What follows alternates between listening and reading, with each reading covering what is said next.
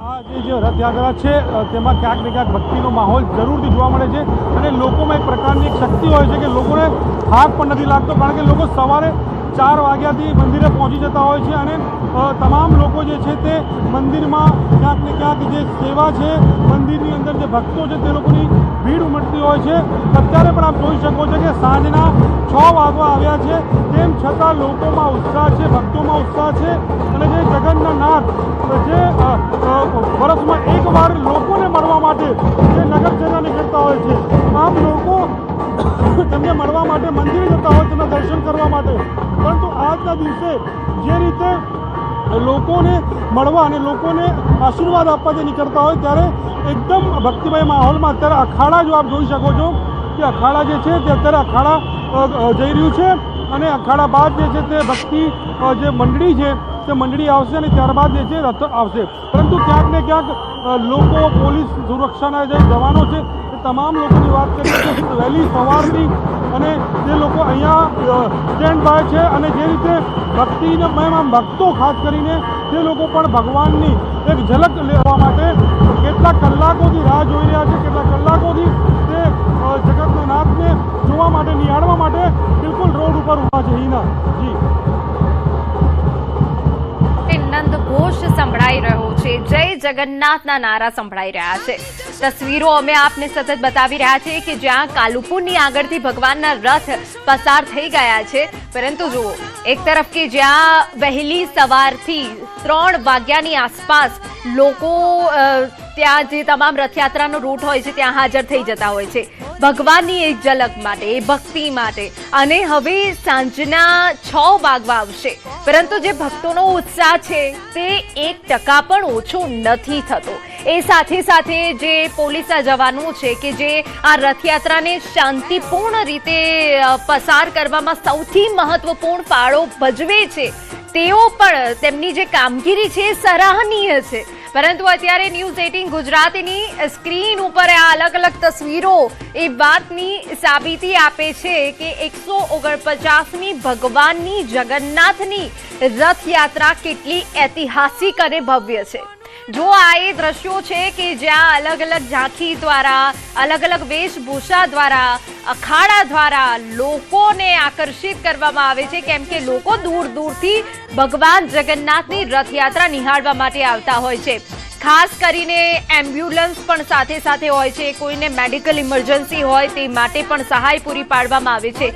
ખાસ વાત અહીંયા કરવી છે ખલાસી ભાઈઓની કે જેઓ આખા રૂટ પર રોકાયા વગર ભગવાનનું રથ ખેંચે છે, તેમના ચહેરા પર ન થાક હોય છે, ન પણ કોઈ ચિંતાની કે કોઈ લકીર હોય છે। બસ તેમને તો આ અવસર મળ્યો છે કે બ્રહ્માંડનો જે નાથ છે તેનું રથ ખેંચવાનો અવસર, એનાથી મોટો અવસર બીજો કોઈ નથી હોતો। અને આ જ અલગ અલગ રંગો અમે આપને બતાવી રહ્યા છે। હાલ કાલુપુરથી આગળ રથયાત્રા છે કે જે આગળ વધી છે અને તેની જ તસવીરો અમે આપને બતાવી રહ્યા છે। ભક્તોનો અનેરો ઉત્સાહ હોય છે। અષાઢી બીજ હોય અને મેઘરાજા અમી છાંટા ન કરે એવું ન બને, એટલે અમદાવાદના વાતાવરણમાં તુરંત ફેરફાર આવ્યો હતો। ઘણા જે રથયાત્રાના રૂટ છે ત્યાં વરસાદ પડ્યો હતો। અમદાવાદનું અત્યારે જે વાતાવરણ છે એ ઠંડક ભર્યું બની ગયું છે। જ્યારે ભગવાન ખુદ નગરચર્યાએ નીકળ્યા હોય તો પછી સૂરજ પોતાનો ગરમીનો પ્રકોપ એટલો ન વર્ષાવી શકે, અને એ માટે જ મેઘરાજાની પધરામણી થઈ છે। મેઘરાજાએ આખું જે વાતાવરણ છે એ ઠંડક ભર્યું કરી દીધું છે, જેથી જે લોકો આ રથયાત્રામાં જોડાયા છે, જે લોકો આ રથયાત્રાની સુરક્ષા માટે તૈનાત છે, જે લોકો ભક્તિભાવથી ભગવાનની ઝલક મેળવવા માટે આવ્યા છે, જે લોકો આકર્ષિત કરે છે, લોકોને જે લોકો વહેલી સવારથી પોતાના નાના ભૂલકાઓ સાથે ઊભા છે, એ તમામ વ્યક્તિઓની ચિંતા કરીને મેઘરાજાએ પણ વાતાવરણ ઠંડુ કરી દીધું છે। રથ કાલુપુરથી આગળ વધી ગયા છે। કાલુપુરમાં જોરદાર એવું માનવ મહેરામણ જોવા મળી રહ્યું છે, પરંતુ આ અલગ અલગ તસવીરો અમે આપને બતાવી રહ્યા છે। વહેલી સવારથી જ રથયાત્રાના જેટલા પણ રંગ છે અમે આપને બતાવ્યા છે। અખાડા હોય કે પછી ટેબ્લો હોય, તે બાદ આખું જે બેન્ડ બાજાવાળું આખું જે રૂટ છે તે લોકોને આકર્ષિત કરી રહ્યો છે ને એક તરફ અમે આપને તસવીર બતાવી રહ્યા છે કે જ્યાં ભગવાનના દર્શન આપ ઘરે બેઠા કરી રહ્યા છો। આપને જણાવી દઈએ કે જ્યારે વહાલાની પધરામણી હોય ત્યારે કોઈ થાક નથી હોતો, કોઈ જ ટેન્શન નથી હોતું, કોઈ ચિંતા નથી હોતી, બસ વહાલાના એક દર્શન માટે લોકો આતુર બને। જો એક તસવીર કે જ્યાં મહિલાઓ કેટલી આતુર બની હોય પોતાના વહાલાને આજે આવકારવા માટે।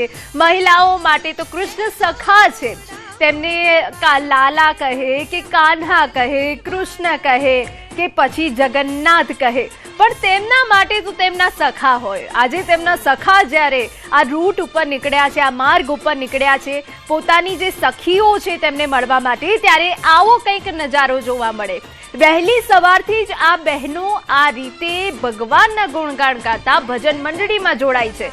સાંજના 6 વાગવા આવશે પરંતુ જુઓ કોઈ થાક નથી કે ભક્તિમાં 1% ઓછાપણું પણ નથી જોવા મળી રહ્યું। મસ્ત એક ચહેરા ઉપર સ્મિત છે અને શબ્દોમાં જય જગન્નાથ છે। તો અલગ અલગ તસવીરો મેં આપને જગન્નાથની રથયાત્રાની બતાવી રહ્યા છે। ઐતિહાસિક રથયાત્રા અમદાવાદમાં યોજાઈ જેની તૈયારીઓ વર્ષોથી થતી હોય છે અને આ આખાય વર્ષમાં આ એક દિવસ એવો હોય છે કે જેની રાહ દરેક જે ભક્ત છે તે જોતો હોય છે। દરેક ઘર આંગણેથી આ રથયાત્રા પસાર થતી હોય છે। અમારા સંવાદદાતા પ્રણવ જોડાઈ ગયા છે। પ્રણવ, કયા વિસ્તારમાં આપ હાજર છો, કેવા રંગો જોઈ રહ્યા છો, કેવો ઉત્સાહ?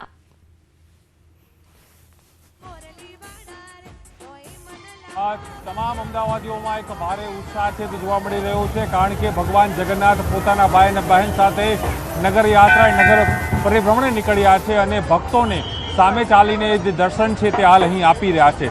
તો સાથે જ આ જે રથયાત્રા છે એ માત્ર સાંસ્કૃતિક ઝાંખી નહીં પરંતુ સાથે જ કહી શકાય કે એક કોમી એકતાનું પણ સૌથી મોટો મેસેજ છે તે અહીં આપી રહ્યો છે। જ્યારે હું ઊભો છું તે દરિયાપુર વિસ્તાર છે, સૌથી સેન્સિટિવ વિસ્તારમાં, તેમ છતાં પણ આ વિસ્તારની અંદર શાંતિપૂર્ણ માહોલની અંદર એ યાત્રા છે તે પસાર થઈ રહી છે।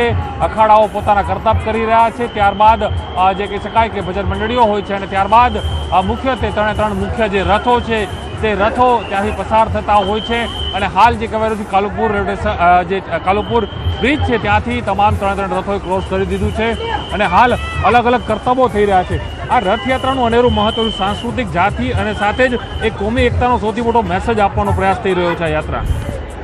મારું નામ તોફિક એમ છે, એક એડવોકેટ છું અને હું એ કહેવા માગું છું કે અમે દરિયાપુરના રહેવાસી છે અને અમને ગર્વ છે કે દરિયાપુર વિસ્તારમાંથી ભગવાન જગન્નાથની રથયાત્રા પસાર થાય છે ને અમોને આ ભગવાન જગન્નાથની રથયાત્રાનો લાભ મળે છે, દર્શન મળે છે, એ જ અમે ગર્વથી કહી શકીએ છીએ અને અમારી દુઆ છે કે આજ અમારા દેશમાં કોમી એકતા જળવાઈ રહે અને આજ અમન અને સુકૂન કાયમ રહે।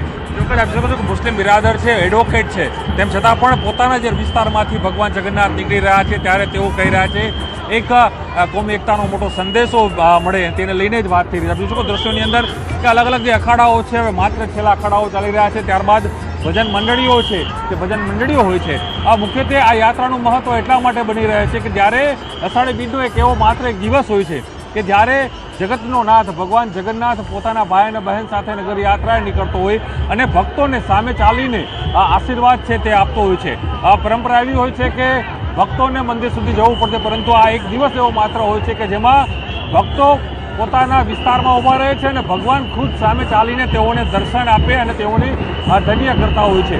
અને સાથે જ જ્યારે રથયાત્રા હોય છે, રથયાત્રાની પહેલાં અનેક જે ગજરાજો છે તે ગણેશનું પ્રતીક માનવામાં આવે છે, શુભ માનવામાં આવે છે, તે ગજરાજોની શરૂઆત થતી હોય છે, ત્યારબાદ અલગ અલગ શણગારેલા દેશને એક મેસેજ આપતા જે રથો જે ટ્રકો હોય છે તે ટ્રકો જોવા મળતા હોય છે, તેની અંદર અલગ અલગ देखो प्रणव, तो जे रीते हाल रथयात्रा કે જે કાલુપુરથી આગળ વધી ગઈ છે અને તમામ જે ભક્તો છે તે ભગવાનને આવકારવા માટે આતુર બન્યા છે। ચોતરફ નંદ ઘોષનો જય ઘોષ સાંભળવા મળી રહ્યો છે। મારા વહાલાની કરો પધરામણી, વધામણી અને તેવા પણ શબ્દો સંભળાઈ રહ્યા છે।